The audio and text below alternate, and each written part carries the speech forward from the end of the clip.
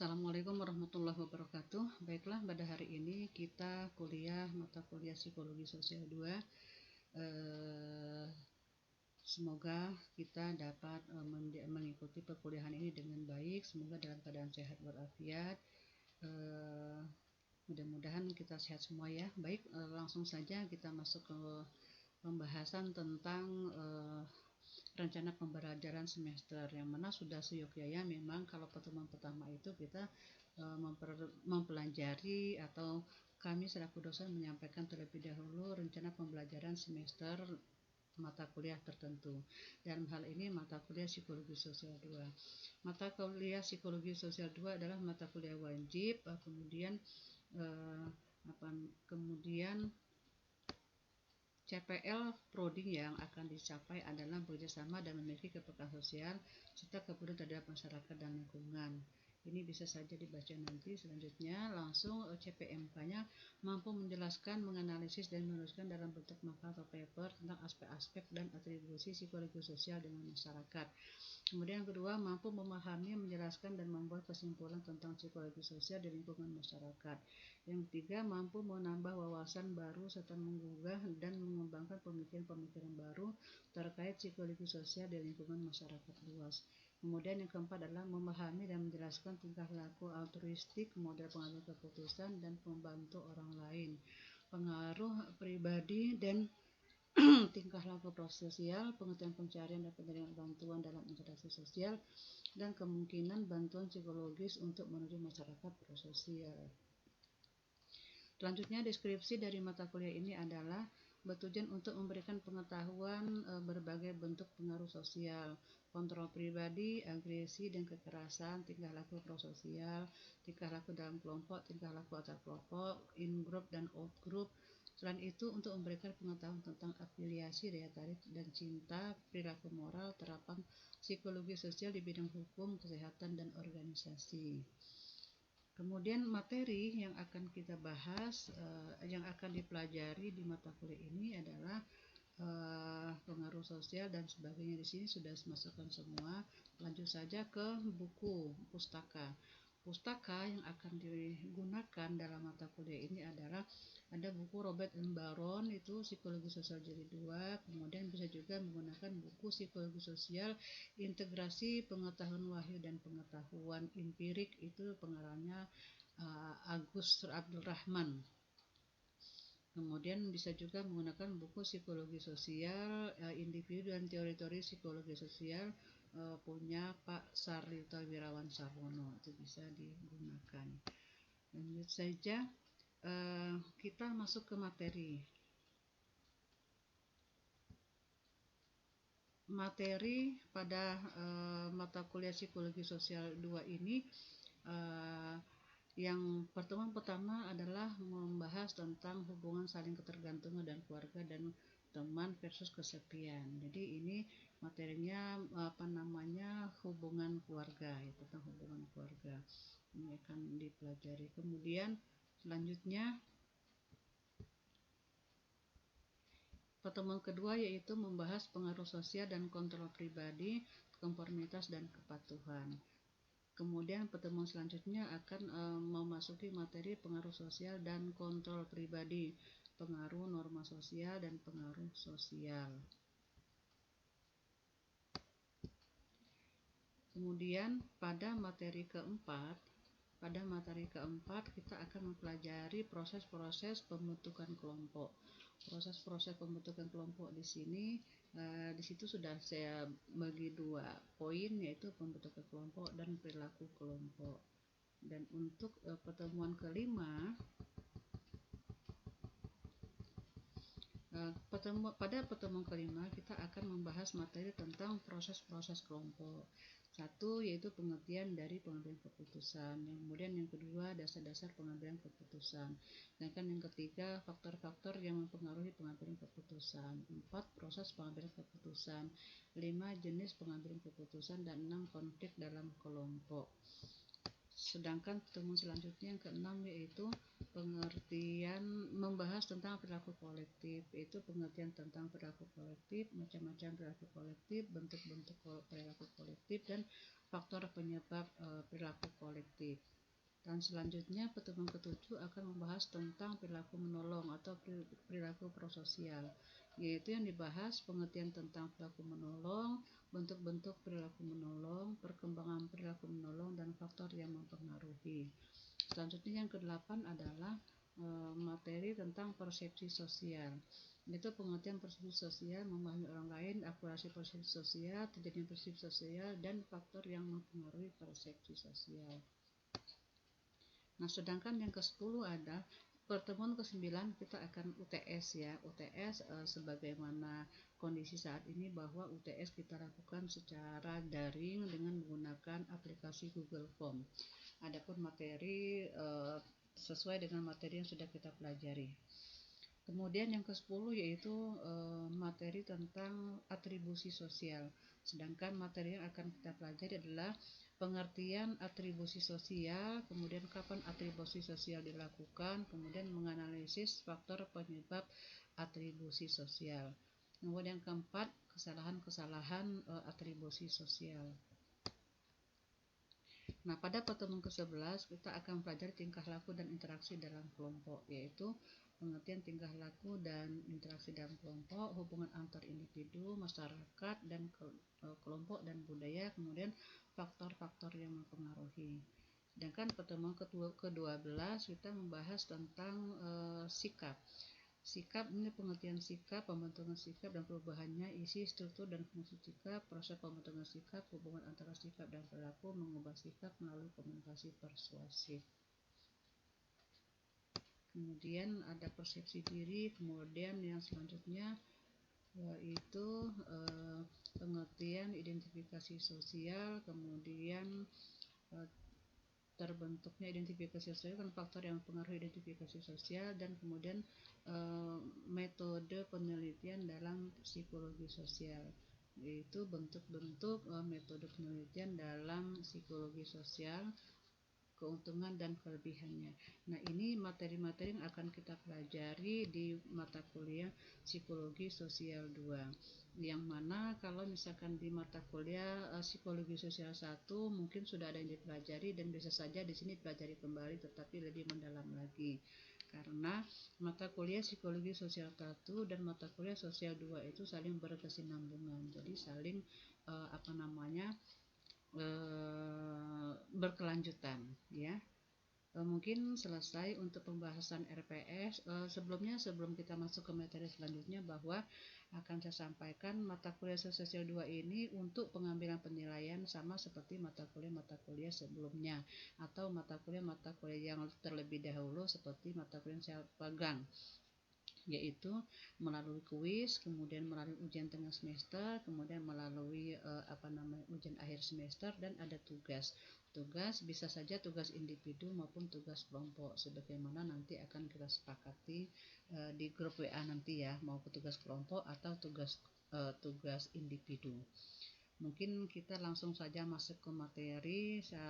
Saya yakin bahwa kalian sudah paham tentang apa yang ada di dalam RPS ini.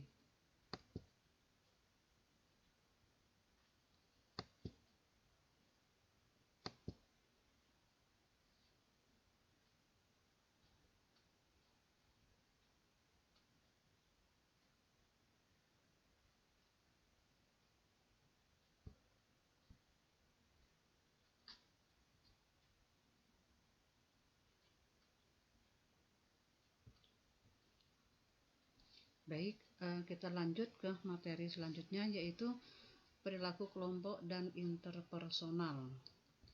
Perilaku kelompok dan interpersonal. Di sini klasifikasi kelompok perlu diketahui ada kelompok formal, ada kelompok informal, ada kelompok komando, ada kelompok tugas, kelompok kepentingan, dan ada kelompok persahabatan. Saya yakin kalian bisa membedakan semuanya bagian mana kelompok formal. Kalau kelompok formal itu biasanya sudah ditentukan, ada aturan yang jelas, misalkan kelompok sekolah itu kan formal, sekolah kelas A, kelas B, kelas C dan sebagainya, misalkan dosen atau guru atau di apa namanya di instansi, nah itu kelompok formal. Sedangkan kalau kelompok informal itu kelompok belajar yang bisa saja seketika akan berubah. Ada kelompok komando, ada kelompok tugas, kelompok kepentingan dan kelompok persahabatan, atau bisa saja mungkin disebut dengan geng apa seperti itu ya. Nah, lanjut saja di sini. Kelompok adalah dua individu atau lebih yang berinteraksi dan saling bergantung, yang saling bergabung untuk mencapai tujuan tertentu. Nah, sedangkan kelompok formal adalah kelompok kerja bentukan yang didefinisikan oleh struktur organisasi dengan penugasan kerja yang sudah ditentukan. Nah, perilaku-perilaku yang harus ditunjukkan di dalam kelompok ini ditentukan dan diarahkan ke sasaran organisasi. Kemudian selanjutnya kelompok informal adalah kelompok yang tidak terstruktur formal dan tidak ditentukan oleh organisasi dan terjadi karena respons terhadap kebutuhan akan hubungan sosial. Kelebihannya adalah kelompok ini bisa memenuhi kebutuhan sosial anggotanya yang dapat mempengaruhi perilaku dan kinerja anggotanya tersebut. Nah, kemudian ada kelompok komando, yaitu kelompok yang terdiri dari individu-individu yang melapor langsung kepada manajer tertentu. Atau dengan kata lain, kelompok komando adalah manajer dalam semua bawahannya. Kemudian kelompok tugas adalah orang-orang yang secara bersama-sama menyelesaikan tugas. Kelompok kepentingan adalah kelompok orang yang bekerja sama untuk mencapai tujuan khusus dan yang menjadi perhatian masing-masing orang. Sedangkan kelompok persahabatan adalah persekutuan sosial sering dikembangkan dari situasi kerja, ditetapkan bersama-sama karena memiliki satu atau lebih karakteristik yang sama. Kita lanjutkan, yaitu teori-teori pembentukan kelompok. Ada teori kedekatan. Teori kedekatan di sini menjelaskan tentang adanya aliansi di antara orang-orang tertentu. Nah, seseorang berhubungan dengan orang lain disebabkan karena adanya kedekatan ruang dan daerahnya. Nah, ini salah satu teori definisi dari teori kedekatan. Ya, dilanjutkan lagi. 2. Teori interaksi. Kalau Josh Thomas di sini, teori interaksi berdasarkan pada aktivitas interaksi dan sentimen atau perasaan atau emosi yang berhubungan secara langsung. Nah, ini dapat dijelaskan sebagai berikut ya, bahwa semakin banyak aktivitas seseorang dengan orang lain, semakin beraneka interaksinya dan semakin kuat timbulnya sentimen mereka. Ini kan ada 3 macam ininya. Kemudian semakin banyak interaksi di antara orang-orang, maka semakin banyak kemungkinan aktivitas dan sentimen yang ditularkan pada orang lain. Nah, kemudian yang C adalah semakin banyak aktivitas dan sentimen yang ditularkan pada orang lain dan semakin banyak sentimen orang dipahami oleh orang lain, maka semakin banyak kemungkinan ditularkannya aktivitas dan interaksi-interaksi tersebut. Kemudian yang ketiga adalah teori keseimbangan, yaitu menyatakan bahwa seseorang tertarik kepada orang lain adalah didasarkan atas kesamaan sikap, seperti agama, politik, gaya hidup, perkawinan, pekerjaan, otoritas, di dalam menanggapi suatu tujuan. Kemudian yang 4, teori pertukaran. Teori ini ada kesamaan fungsinya dengan teori motivasi dalam bekerja. Teori kedekatan, interaksi, keseimbangan semuanya memainkan peranan di dalam teori ini. Secara praktis, pembentukan kelompok bisa saja terjadi dengan alasan ekonomi, keamanan, atau alasan sosial. Para pekerja umumnya memiliki keinginan afiliasi pada pihak lain. Nah, kemudian karakteristik yang menonjol dari suatu kelompok antara lain adanya 2 orang atau lebih, kemudian berinteraksi satu dengan yang lain, kemudian C, saling berbagi beberapa tujuan yang sama, kemudian melihat dirinya sebagai suatu kelompok. Nah, alasan bergabung ke dalam kelompok adalah Satu, faktor keamanan individu, kemudian faktor status bergabung ke dalam kelompok, kemudian faktor harga diri, memiliki harga diri karena menjadi bagian kelompok dan kejelasan status mereka bagi kelompok lain. Kemudian selanjutnya, faktor afiliasi, kelompok bisa memenuhi kebutuhan sosial anggotanya. Kemudian yang kelima, faktor kekuasaan, kekuasaan dan kekuatan bisa diraih dengan berada di dalam kelompok yang sulit diperoleh jika sendirian. Yang keenam, faktor pencapaian, sasaran untuk mencapai sasaran yang menyelesaikan tugas dibutuhkan lebih dari satu atau dua orang. Ada kebutuhan mengumpulkan bakat, pengetahuan atau kekuasaan untuk menyelesaikan pekerjaan. Nah, kemudian tahapan-tahapan perkembangan kelompok. Ada tahap pembentukan, ada tahap keributan, ada tahap penerimaan, ada tahap pelaksanaan, dan ada tahap peristirahatan. Itu tahapan-tahapan dari kelompok. Bisa nanti dipahami saja ya. Nah, tahap-tahap perkembangan kelompok selanjutnya. Model 5 tahap dari tahap perkembangan kelompok. Model pertama, tahap pembentukan forming. Pada tahap ini didirikan oleh banyak ketidakpastian mengenai maksud, struktur, dan kepemimpinan kelompok. Nah, para anggota melakukan uji coba untuk menemukan tipe-tipe perilaku apakah yang dapat diterima atau baik gitu ya. Dan selanjutnya, tahap keributan atau storming. Tahap keributan adalah tahap konflik di dalam kelompok intragroup. Para anggota menerima baik eksistensi kelompok tetapi melawan batasan-batasan yang diterapkan oleh kelompok-kelompok individualitas. Kemudian yang C, tahap penormaan atau norming, yaitu tahap di mana berkembang hubungannya akrab dan kelompok menunjukkan sifat kohesif. Sudah ada rasa memiliki identitas kelompok dan persahabatan yang kuat. Tahap ini selesai jika telah terbentuk struktur kelompok yang kokoh dan menyesuaikan harapan batas bersama atas apa yang disebut sebagai perilaku anggota itu benar. Kemudian tahap pelaksanaan atau performing, yaitu tahap berfungsinya struktur dan diterima baik. Energi kelompok telah bergeser dari mencoba mengerti dan memahami satu dengan yang lain menjadi pelaksana tugas yang ada. Kemudian tahap peristirahat atau unjourning. Tahap peristirahatan adalah tahap terakhir dalam pengembangan kelompok pada kelompok sementara, dicirikan oleh perhatian penyelesaian aktivitas, bukannya ke kinerja petugas.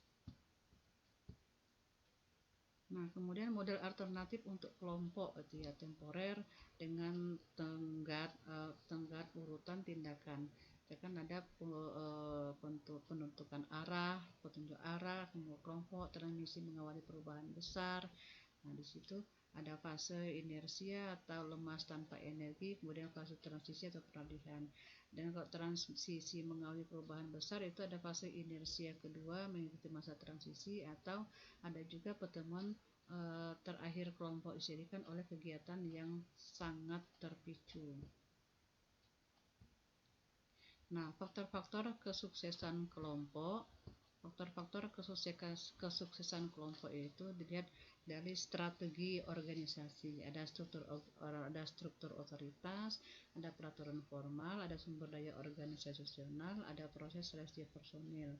Kemudian evaluasi kerja dan sistem ganjaran imbalan. Di sini ada budaya organisasi, ada tataran fisik kerja.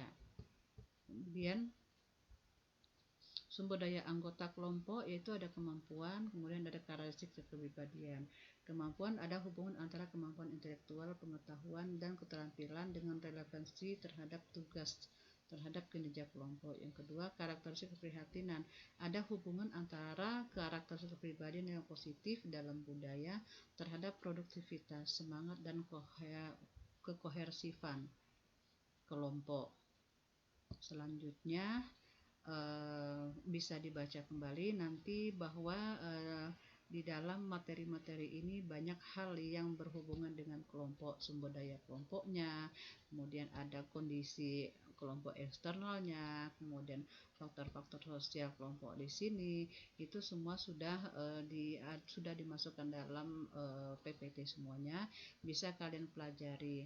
Artinya bahwa kalau misalkan nanti ada pertanyaan-pertanyaan bisa nanti disampaikan pada saat pertemuan selanjutnya, atau bisa saja boleh didiskusikan di grup bahwa ada pertanyaan-pertanyaan Bu tadi yang belum bisa disampaikan, karena bisa saja karena kita keterbatasan waktu.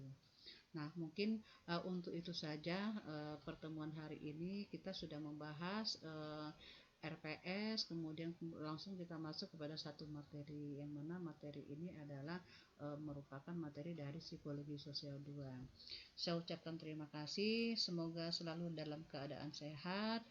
Saya mohon maaf karena saya manusia biasa, al-insan mahalul khoto'i wa nisyan. Jadi manusia tidak pernah luput dari salah dan hilaf. Sekali lagi saya akhiri, wassalamualaikum warahmatullahi wabarakatuh.